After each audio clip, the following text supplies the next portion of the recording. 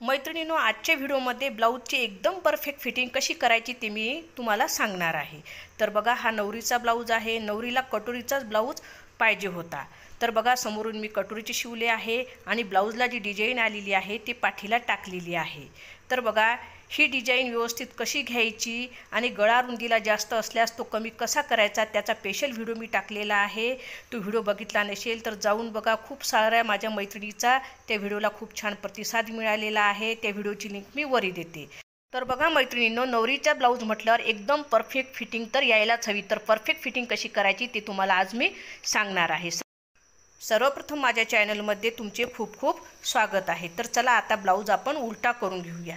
खूप साऱ्या माझ्या मैत्रिणी काय करते, 2-2 इंच जे शिलाई मार्जिन सोडेल असते त्यावरच फिटिंग करत असतात। तर तसे करायचे नाही, त्यामुळे तुमची परफेक्ट फिटिंग येत नाही। तर फिटिंग या पद्धतीने करून बघा, नक्कीच तुमचा ब्लाऊज हा परफेक्ट बसेल। तर ब्लाऊज मी इथे उलटा केलेला आहे आणि मागची साईड पहिले आपल्याला मोजून घ्यायची आहे। एका कोपऱ्यापासून दुसऱ्या कोपऱ्यापर्यंत टेप ठेवायचा आहे। ब्लाऊजला कुठेच ओढाताण करायचा नाही। तर इथे 16 इंच भरलेले आहे। आता कमरेचा भाग खालचा मोजून घ्यायचा आहे। तर हा 12 इंच भरलेला आहे। आता ब्लाऊज मी बाजूला ठेवून घेणार आहे। ब्लाऊज व्यवस्थित करणार आहे। तर बघा, एका कोपऱ्यापासून दुसऱ्या कोपऱ्यापर्यंत संपूर्ण माप आपल्याला मोजून घ्यायचं आहे। तर हे इथे 21 आलेले आहे। आता फिटिंगचे माप 16 आले होते, त्याच्या पुढे 21 पर्यंत मोजायचे आहे। 17, 18, 19, 20, 21 म्हणजे 5 इंच। तर या साईडला 2.5 इंच आणि या साईडला 2.5 इंचावर मार्किंग करायची आहे। म्हणजे 5च्या निम्मे आपल्याला करायचे आहे। दोन्ही साईडला 2.5-2.5 इंचावर इथे मी मार्किंग केलेली आहे। आता खालचे 12 आहे, तर संपूर्ण भाग आपण मोजून घेणार आहोत। तर इथे भरलेले आहे 19 इंच। तर 12च्या समोर आपल्याला 19 इंचापर्यंत मोजायचे आहे। 13, 14, 15, 16, 17, 18 आणि 19 7 इंच आलेले आहे। इकडच्या साईडला 3.5 इंच आणि इकडच्या साईडला 3.5 इंच म्हणजे 7च्या निम्मे करायचे आहे। दोन्ही साईडला 3.5-3.5 इंचावर मार्किंग करायची आहे। तर हे खालची जे कमरेचा भाग मी संपूर्ण मोजलेला आहे, तर तो अस्तरचा मोजलेला आहे आणि जो ब्लाऊजमधला कपडा आहे तो शिल्लक मी ठेवलेला होता। तर कोणतेही एक मोजायचं आहे, अस्तरचे मोजलेले आहे। आता हा संपूर्ण भाग मी मोजून घेणार आहे। तर इथे 12 इंच आलेला आहे। तर बघा, वरची आणि खालची मार्किंग संपूर्ण झालेली आहे। आता आपल्याला कस्टमरचा ब्लाऊज घ्यायचा आहे आणि तो या ब्लाऊजवर ठेवून घ्यायचा आहे आणि व्यवस्थित मुंडा कमी जास्त आहे का, कुठे कमी तर होत नाही ना, कुठे टाईट तर होत नाही ना, तर आत्ताच तुम्हाला इथे समजणार आहे। तर बघा, मुंड्यावर असा मुंड्याचा भाग ठेवून घ्यायचा आहे आणि जी मार्किंग आहे तिथून मार्किंग ओढून घ्यायची आहे। तर ती कशी ओढून घ्यायची आहे, पहिले ब्लाऊज आपल्याला व्यवस्थित ठेवून घ्यायचा आहे। तर बघा, मुंडा इथे व्यवस्थित या मार्किंगपर्यंत आलेला आहे। आता आपल्याला मार्किंग ओढून घ्यायची आहे। तर फक्त तुम्हाला एक लक्षात घ्यायचे आहे, एक मार्किंग आपल्याला उलट्या साईडने मारायची आहे। आता दुसरी मार्किंग जे आपण मारणार आहोत, तर ब्लाऊज सरळ करून घेणार आहोत। समोरची साईड सरळ करून घेणार आहोत आणि समोरच्या साईडने मोजून मार्किंग करणार आहे। म्हणजे फिटिंगच्या वेळेस दोन्ही मार्किंग आपल्याला एकाच बाजूला दिसतील। तर बघा, एक मी उलट्या साईडला मार्किंग केलेली आहे। आता ब्लाऊज मी सरळ करून घेतलेला आहे। आता कस्टमरचा ब्लाऊज घेणार आहे आणि मी मोजून घेणार आहे। अशा पद्धतीने मोजून जर तुम्ही ब्लाऊजची फिटिंग केली तर परफेक्ट तुमचा ब्लाऊज फिटिंगला बसतो, कुठेही कमी जास्त होत नाही। तर बघा, इथे भरलेले आहे 7.5 इंच वरच्या साईडला आणि खालच्या साईडला भरलेले आहे 6 इंच। तर असेच आपल्याला इथे मोजून घ्यायचे आहे। खालून 6 इंच मोजत असताना जी आयची पट्टी असते ती सोडून मोजायची आहे आणि वरती सुद्धा आपल्याला आयची पट्टी सोडूनच 7 इंचावर मार्किंग करायची आहे। तर बघा, ही मार्किंग आपल्याला मिळालेली आहे। आता समोरची साईड त्यावर ठेवायची आहे। तर जी आयची पट्टी आहे ती कमी जास्त असू शकते। तर आयच्या पट्टीच्या शेवटीला आयची पट्टी लावायची आहे आणि फिटिंगची जी मार्किंग केलेली आहे ती ओढून घ्यायची आहे। असा ब्लाऊज ठेवून जर तुम्ही फिटिंग केला तर तुमची फिटिंग व्यवस्थित होते। कारण की काय होते, खूप साऱ्या मैत्रिणीच्याच कटोरीच्या बाजूला जी फिटिंग असते तर तिथे फुगीर भाग असतो, कुणाचा चपटा असतो, तर त्या पद्धतीने आपल्याला आकार देता येतो। आता या साईडला सुद्धा आपल्याला मोजून फिटिंग करायची आहे। तर बघा, इथे मी टेप ठेवत आहे वरच्या साईडला। आता मी इथे मोजून घेणार आहे। तर हे भरत आहे 7.5 इंच आणि खालच्या साईडला सुद्धा आपण मोजून घेणार आहे। तर हे भरलेले आहे 7 इंच, म्हणजे वरचे 7.5 इंच आणि खाली कमरेला 7 इंच। आता ही मार्किंग आपण करून घेणार आहोत। दोन्हीकडून मार्किंग आपल्याला करून घ्यायची आहे आणि ब्लाऊज ठेवून पहिले जसे आपण मार्किंग केली होती तशी मार्किंग आपल्याला व्यवस्थित करून घ्यायची आहे। याने काय होईल मैत्रिणींनो, व्यवस्थित आपला मुंडा कमी जास्त होणार नाही आणि मुंड्याच्या खालीसुद्धा चोळ फुगा येणार नाही। तर इथे आपले समोरच्या साईडची आणि मागच्या साईडची फिटिंगची मार्किंग झालेली आहे। आता ही मार्किंग मी आखून घेणार आहे आणि मशीनवर फिटिंग कशी करायची ते तुम्हाला सांगणार आहे। एकदम परफेक्ट फिटिंग या ब्लाऊजची बसते। अशाच पद्धतीने तुम्ही तुमच्या ब्लाऊजची फिटिंग करा। तर चला आता आपण मशीनवर फिटिंग कशी करायची ते बघूयात। तर बघा, दोन्ही साईड आपल्याला दिसायला हवी। ही साईड आपल्याला दिसत आहे आणि ही साईडसुद्धा आपल्याला दिसत आहे। एकमेकावर अशी ठेवायची आहे।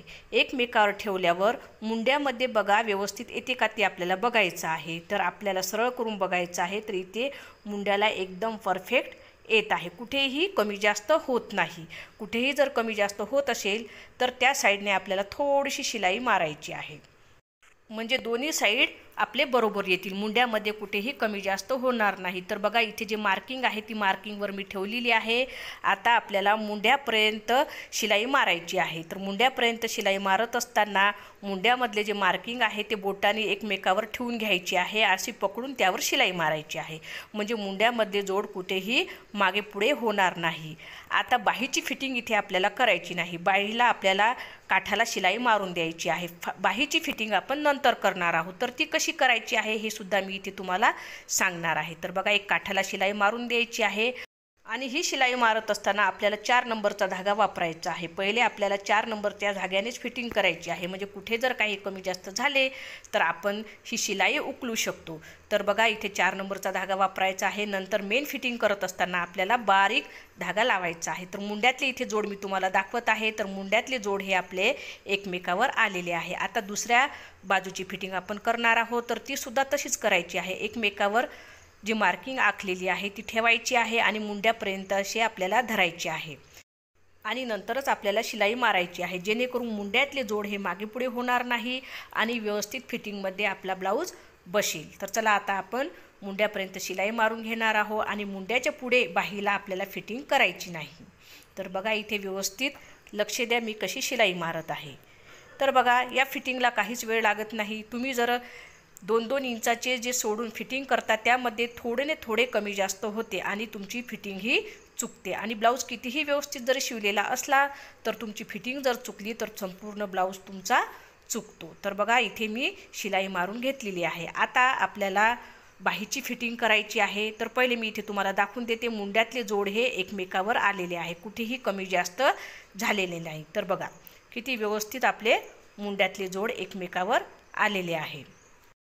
तर आता आपण कमरेचा भाग मोजून घेणार आहोत की कुठे कमी जास्त झाला तर नाही ना, कुठे ढिले ब्लाऊज झाले तर नाही ना। तर बघा इथे आपल्याला असे मोजून घ्यायचे आहे।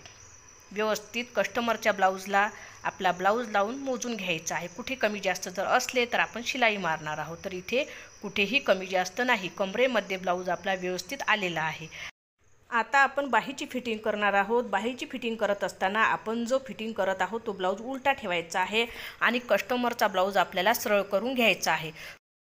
फक्त आपल्याला एवढे आवर्जून लक्षात द्यायचे आहे की ज्या साईडची फिटिंग करत आहोत, ज्या साईडची बाहीची फिटिंग आपण करत आहोत, तर कस्टमरची तीच बाही आपल्याला त्यावर ठेवायची आहे। इथे मोजून घ्यायची गरज नाही। तर बघा अशी आपण दंडाची फिटिंग करणार आहोत आणि मुंडा असा ठेवून व्यवस्थित बघायचा आहे की मुंड्याची फिटिंग जी मार्किंग आहे ती व्यवस्थित आली का। तर इथे व्यवस्थित आलेली आहे। कमी जास्त असेल तर इथे आपली फिटिंगमध्ये व्यवस्थित येणार आहे। तर इथून बघा अशी मी फिटिंग करणार आहे। तर आता आपल्याला आपण जे पहिले 4 नंबरचा धागा वापरला होता तो धागा वापरायचा नाही, बारीक शिलाई आपल्याला इथे मारून घ्यायची आहे। अशी आपल्याला दोन्ही बाह्याला बाही ठेवून फिटिंग करून घ्यायची आहे। ज्यावेळेस आपण बाही ठेवून फिटिंग करतो त्यावेळेस आपली बाहीची फिटिंग एकदम व्यवस्थित होते। तर ते का, तर प्रत्येक वेळेस खूप साऱ्या महिलांचा हा प्रॉब्लेम येतो की त्यांचा डावा आणि उजवा भाग हा वेगवेगळा असतो। डावी बाही आणि उजवी बाही काही इंचामध्ये कमी जास्त असते। अशी बाही ठेवून जर तुम्ही फिटिंग केली, उजवी बाही उजव्या साईडलाच आपल्याला ठेवायची आहे आणि डावी बाही डाव्या साईडला ठेवून अशी फिटिंग करून घ्यायची आहे। अशा पद्धतीने फिटिंग केल्यास तुमची किंचितही बाहीमध्ये लूज होत नाही किंवा घट्ट होत नाही, एकदम परफेक्ट फिटिंग तुम्हाला मिळते। आता एक शिलाई आपण मारलेली आहे, त्या बाजूला 1.5 इंचावर 2 शिलाई आपल्याला मार्किंग करून घ्यायची आहे आणि 2 शिलाया मारायच्या आहे. म्हणजे कमरेमध्ये आपल्याला एकूण 3 शिलाया मारायच्या आहे. एका साईडला 3 आणि दुसऱ्या साईडला 3. व्यवस्थित ह्या 3 शिलाया मारून घ्यायच्या आहे, जेणेकरून कधी पुढे जर कस्टमरला ब्लाऊज टाईट झाला तर शिलाई उसवून ती महिला ती ब्लाऊज घालू शकते. तर आपल्याला शिलाईमध्ये सुद्धा कपडा जास्त ठेवायचा आहे, जेणेकरून पुढे ब्लाऊज कमी जास्त झाला तर आपल्याला ती शिलाई उकलून ब्लाऊज घालता येईल, ब्लाऊज आपला वाया जाणार नाही. तर बघा मी दोन्ही साईडला शिलाई मार्जिन किती जास्त ठेवलेली आहे. आता 3 शिलाया मारून झालेल्या आहेत. तर उरलेला जो शिल्लकचा कपडा आहे तो थोडा मी कट करून घेणार आहे, दोन्हीकडून व्यवस्थित करणार आहे. तर मैत्रिणींनो, आजच्या व्हिडिओमध्ये अगदी सोप्या पद्धतीने तुम्हाला फिटिंग कशी करायची आणि एकदम परफेक्ट फिटिंग कशी करायची ते मी तुम्हाला सांगितलेली आहे. आणि काल जो व्हिडिओ टाकलेला होता तो सुद्धा नक्की जाऊन बघा. तर इथे पुढे बघा किती व्यवस्थित आपली फिटिंग झालेली आहे. तर आजचा व्हिडिओ कसा वाटला ते कमेंटद्वारे नक्की सांगा. नवीन असाल तर चॅनलला सबस्क्राईब करा. चला तर भेटूया उद्याच्या व्हिडिओमध्ये. धन्यवाद.